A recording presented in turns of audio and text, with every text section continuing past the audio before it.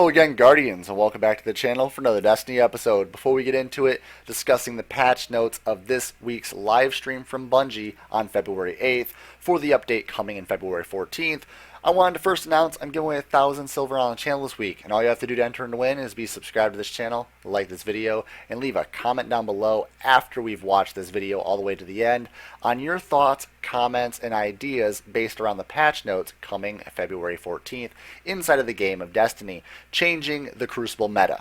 Now, we are trying to change the Crucible meta. A lot of people have been complaining that pretty much the Clever Dragon, Grasp of Malok, and shotguns are the only things being used, alongside a couple other things like the Last Word, Palindrome, Aya's Luna, and No Land Beyond. Now, these were all pretty much prioritized into pie charts on Bungie's livestream. I could post those up, but the resolution was so low that I couldn't actually screenshot it and put it up on this video without it looking really bad.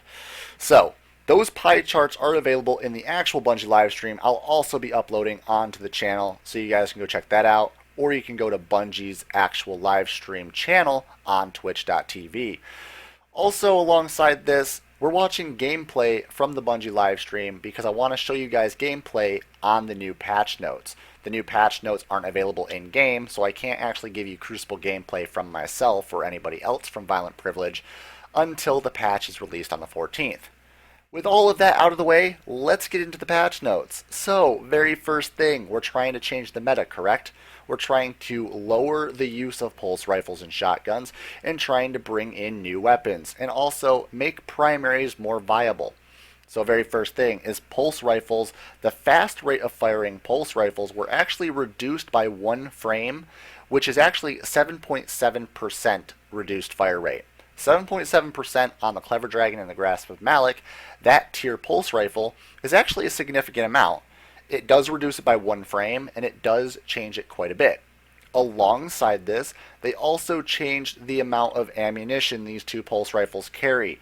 Now, if you get the God roll, quote-unquote God roll, of the Clever Dragon or Grasp of Malok, you're actually going to lose ammo. So, losing ammo is going to be taken away from getting a God roll. If you want the God roll and you want to kill people quite often, you're only going to be able to kill anywhere from 1 to 2 people per clip, which is kind of saddening. But hey, that's how we're going to be playing this meta now. We're going to try to remove those pulse rifles and try to bring out the hand cannons and the auto rifles. So alongside this, low rate of fire pulse rifles have been increased by 5.3%. So increasing that by 5.3% is going to bring in all of the old pulse rifles back up a notch. So that means that there's going to be a lot more pulse rifles available for you to choose from, but it's not going to break the meta. They're basically all balanced and equaled out now. Alongside this, we do have to remember that the Clever Dragon and the Grasp of Malok are now reduced from the God rolls down to 18 rounds in a magazine. So next up, what other changes are there? Well, let's get into the auto rifles, because this is something a lot of people have been asking for. I want that Suros regime back. I want that Shadow Price back. These are the kind of guns that people have been wanting to come back to Crucible. And the meta is definitely changing. We'll see this right now. Auto rifles, the low rate increased base damage. So low rate of fire auto rifles have an increased rate of base damage. Alongside this, getting critical headshots will also give you, instead of a 1.25% damage multiplier, it's going to give you a 1.3% damage multiplier.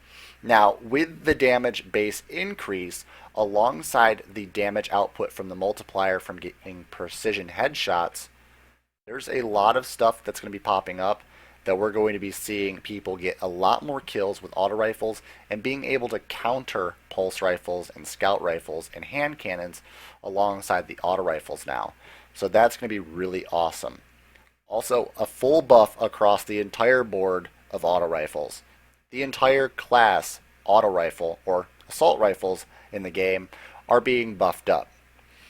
Next on, moving on to the hand cannons, we've got increased initial accuracy back to the year 1 setting, but the recoil blowout accuracy is still bigger and larger than it was ever before, so there's going to be a pretty big problem with that. We're going to have an increased amount of accuracy, but then again, we're going to have that blowout range. So you're going to still have to try to take your shots slowly to get that accuracy onto a point.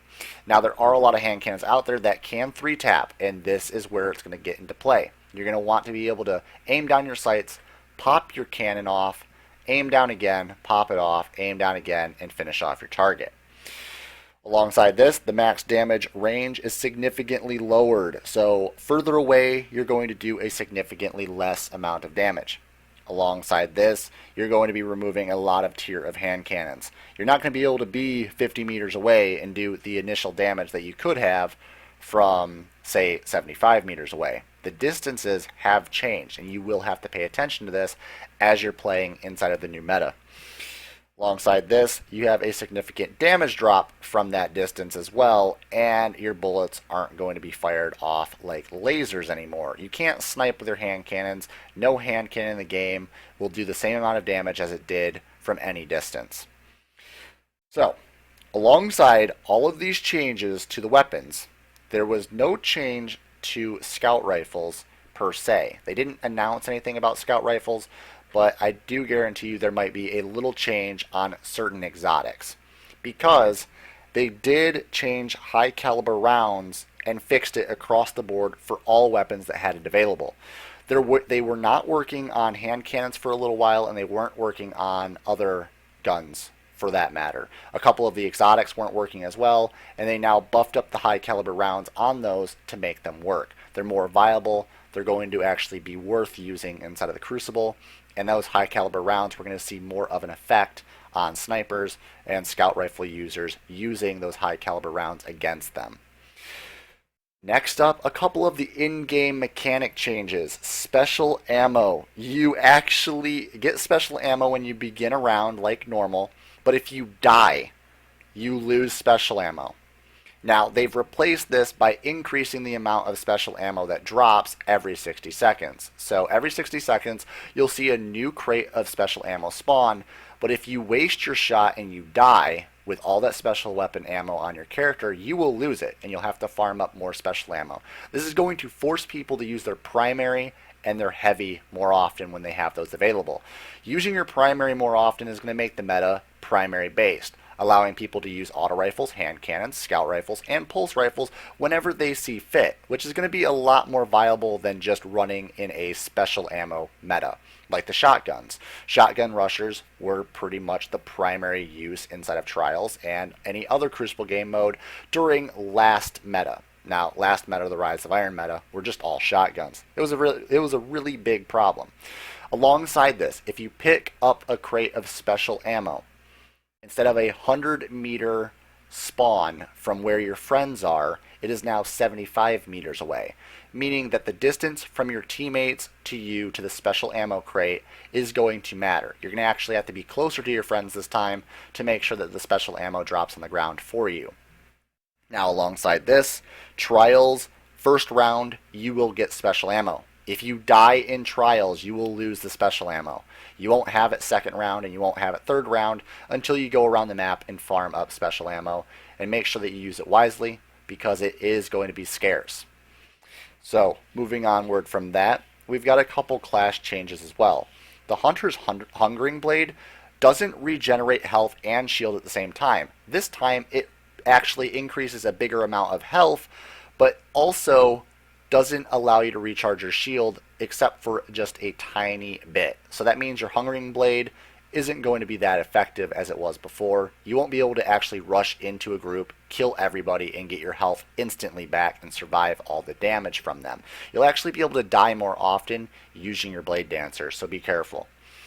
Also with this, there's some changes with the Throwing Knife. Throwing Knife now does solar damage all the time. Solar damage is across the board, no matter what you're using. You could be using the blade that actually burns people, or you can be using an ordinary throwing knife. It will do solar damage, so it does an increased amount of damage than it did normally.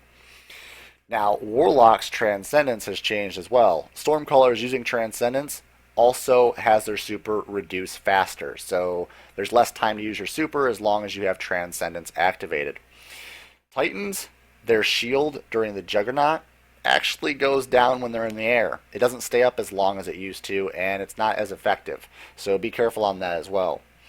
Alongside this, Bungie stated some exotic changes that will be coming. The Universal Remote, the Shinobu's Vow, are two that they did comment about, but they didn't state any actual specifics on it. Alongside this, they also said that Blink was changed a little bit. And along this, other changes that we'll be able to find out on February 14th in the patch notes. But there you have it, Guardians. That's all the information. A lot of changes. What do you guys think? Leave some comments down below in the comments section, and also drop a like on the video if you enjoyed it, if this was helpful. It saves you guys a lot of time from watching the Bungie live stream, but if you want to check out the Bungie live stream, remember, the link is in the description of this video, and I'll also be uploading the live stream right after this video to my channel. Everybody, thank you guys for watching again. Stay violent, be privileged. We'll see you all in the next video.